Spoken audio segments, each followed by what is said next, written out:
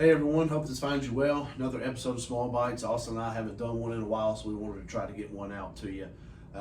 We spent 2 or 3 days in New York late last month meeting with some of our investment partners. Signature Investment Advisor, some of you will recognize the SIA logo. So they were kind enough to put on the meeting. BlackRock was kind enough to host it at their new global headquarters, which is nice. So the goal of that meeting was trying to go back and review what happened in 2022, which wasn't fun. First half of 2023 and kind of look into 2024. Obviously, nobody can predict the future, but we're trying our absolute best to be proactive with our strategies in the portfolios for the families and clients that we work for. So here's a little bit of what we brought back. Yeah, believe it or not, COVID-19 and the side effects of it are still wearing off in the economy. The truth of the matter is that we had about a $500 billion hole in our economy, and we filled it with $5 trillion of economic stimulus. Right. To put that into perspective, that's more money than we spent on World War II, adjusted for today's dollars. Right. Now, if we added up all of the economic stimulus that we provided for, say, the Great Recession of 2008, that was only $1 trillion. Less than. Right. Yeah, and things got funky from there for sure. Absolutely. So it shouldn't come as a surprise for many of you that when we add a large amount of new dollars into the system, that inflation just isn't far behind. Right. That's exactly what happened. Inflation ran up to 40-year highs and hung around much longer than a lot of talking heads had predicted. So inflation, a ground war in Ukraine, and a few bank failures really dampened investor sentiment and put downward pressure on stocks for most of all of 2022. All right. And 2022 was also one of our worst years for our bondholders and fixed income investors. 230 years bad. Right, absolutely. And that doesn't get the press that a bad stock market does in the news cycle. But when the Federal Reserve raises interest rates to put a downward pressure and bring inflation back down to earth, that really hurts the value of the bonds that we currently hold. To make matters worse, interest rates went up, they went up a lot, and they went up fast. And so that was just a perfect storm for our bond holders, our bond investors.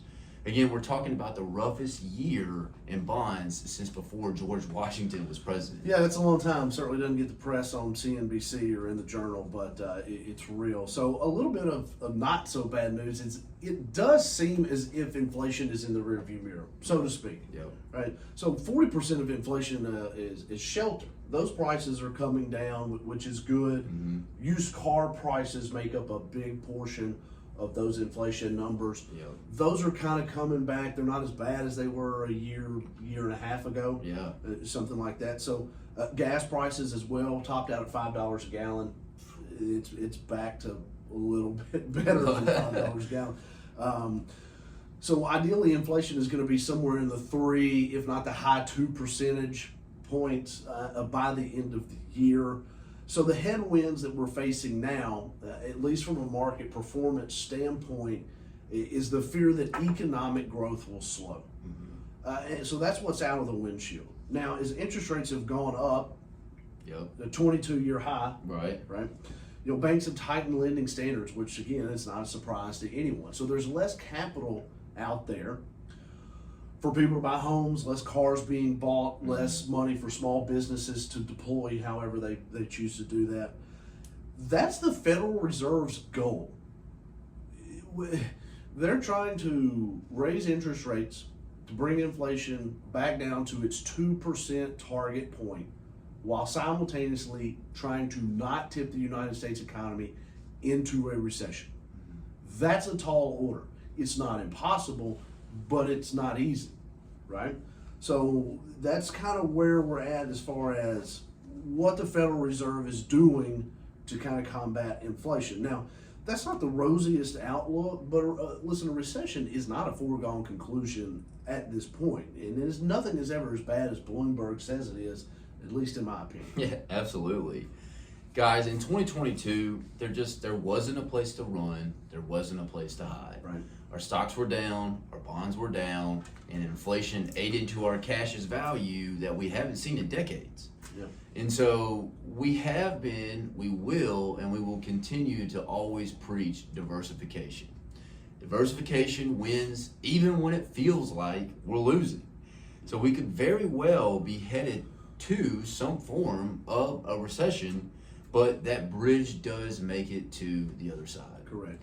You know, our bond holders actually could get a little bit more excited. Yeah, we haven't been excited for bonds in about 10 years. Absolutely. And there's still plenty of American companies, Great American companies that will continue to make real things, sell them for real money, and produce real profits.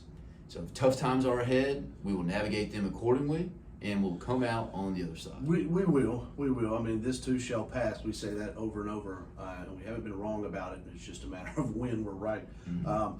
So listen, our families feel better when they feel well informed about risk. You know, our goal is to advise, to provide guidance, and be great communicators to the families that we work for. So we show up every day at this office trying to be better than the day before at all three of those. So if you need us, you know where to find us. Call us. We'll see you soon. Have a great day. Hope families are well, and we'll see you on the other side. Thanks.